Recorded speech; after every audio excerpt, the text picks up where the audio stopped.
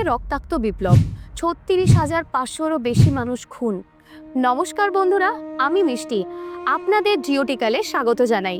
একটা মা তার ১৯ বছরের ছেলেকে হাসপাতালে নিয়ে গিয়েছিলেন গুলিবিদ্ধ অবস্থায়। হাসপাতালে ঢোকার পর আইআরজিসি তাকে সেখানেই গুলি করে মেরে ফেলে। এটা কোনো সিনেমা নয়, এটা ২০২৬-এর ইরান। এক মাসের মধ্যে ৭,০০০ থেকে ৩৬,৫০০ মানুষ খুন, ৩৫,০০০ মানুষ গ্রেপ্তার। পুরো দেশে ১৯ দিন ইন্টারনেট বন্ধ। বন্ধুরা, ২৮শে ডিসেম্বর ২০২৫ থেকে শুরু হয়ে ১৬ই জানুয়ারি ২০২৬ পর্যন্ত মাত্র ১৯ দিনে ইরানে ঘটে গেছে 1979-এর পর সবচেয়ে বড় গণ অভ্যুত্থান। এর সত্যতা যাচাই করতে চাইলে ডেসক্রিপশনে আমি লিংক দিয়ে রাখছি, আপনারা দেখে নিতে পারেন। লিকড ডকুমেন্ট অনুসারে ৩৬,৫০০রও বেশি মানুষ খুন হয়েছে শুধু ৮ এবং ৯ জানুয়ারির রাতে। আর যে সরকার এই গণহত্যা করলো, সেই সরকার এখনও ক্ষমতায়। এই ভিডিওতে আমি আপনাদের দেখাবো কিভাবে এই বিপ্লব শুরু হলো, কিভাবে দমন করা হলো, আর সবচেয়ে বড় প্রশ্ন, এর থেকে ভারত কি শিখতে পারে আর কি লাভ পেতে পারে। বন্ধুরা, ইরানের রিয়াল এখন $1 = 14,50,000 তোমান। মুদ্রাস্ফীতি 42%, খাদ্যের দাম বেড়েছে 72%, বিদ্যুৎ নেই, গ্যাস নেই, জল নেই।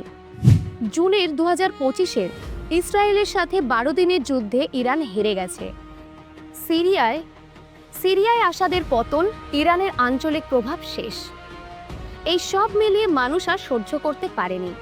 ইরান যদি দুর্বল হয় আর রেজিম চেঞ্জ হয়, চাবাহার পোর্টের উপর ভারতের কন্ট্রোল আরও মজবুত হবে, তেলের পথ আরও নিরাপদ হবে, ইসরায়েল ভারত সম্পর্ক আরও গভীর হবে।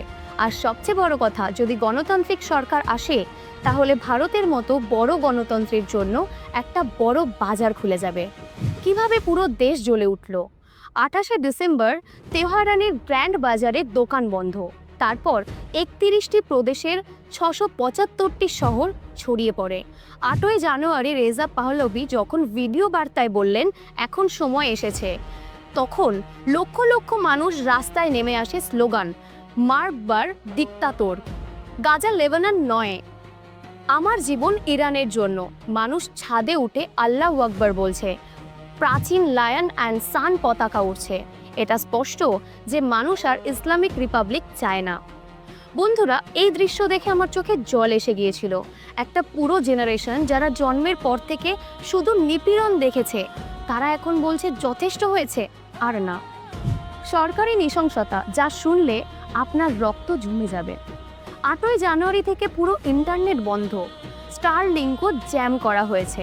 আইআরজিসি, বাসিজ, মিজবুল্লাহ, ফতেমিয়ন ব্রিগেড, ইরাকি পিএমএফ, বিদেশি ভাড়াটে সেনা দিয়ে নিজের দেশের মানুষকে খুন করা হচ্ছে।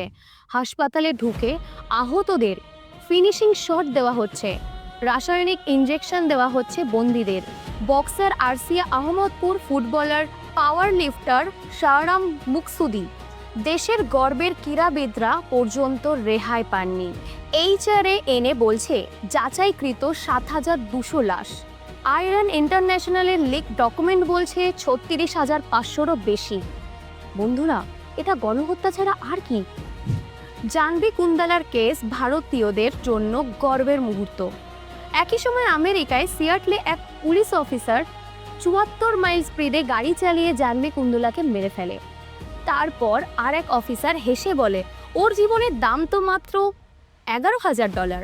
কিন্তু ২০২৬-এ ফেব্রুয়ারিতে সিয়াটলি সিটি $২৯ বিলিয়ন অর্থাৎ ২৬২ কোটি টাকা ক্ষতিপূরণ দেয়। দুজন অফিসার বরখাস্ত হয়। এটা দেখায় গণতান্ত্রিক দেশে ন্যায় বিচার পাওয়া যায়। ইরানে যা হচ্ছে তার ঠিক উল্টো। এই কন্ট্রাস্টটা ভারতীয়দের জন্য খুব গর্বের। ট্রাম্প বলছে যদি আরও রক্তপাত হয় আমরা হস্তক্ষেপ করব। ইউএসএ আব্রাহাম লিঙ্কন মোতায়েন, ইউএন নিন্দে জানিয়েছেন নতুন স্যাংশন। আর ভারত নীরব। কিন্তু ভারতের জন্য এটা সুযোগ। ইরান যদি অস্থির থাকে বা রেজিম চেঞ্জ হয়, মধ্যপ্রাচ্যে ভারতের প্রভাব বাড়বে, তেলের দাম কমতে পারে, পাকিস্তানের প্রক্সি প্রভাব কমবে। বন্ধুরা, ইরানের মানুষ প্রমাণ করেছে যখন জনগণ এক হয় তখন কোনো স্বৈরশাসক টিকতে পারে না। এই বিপ্লব হয়তো সাময়িকভাবে দমন করা হয়েছে, কিন্তু আগুন নিভে যায়নি, তা এখনো ছাইয়ের নিচে জ্বলছে। ভারতের জন্য এটা একটা বার্তা, গণতন্ত্রের দাম কত আর স্বৈরাচারের পরিণতি কি।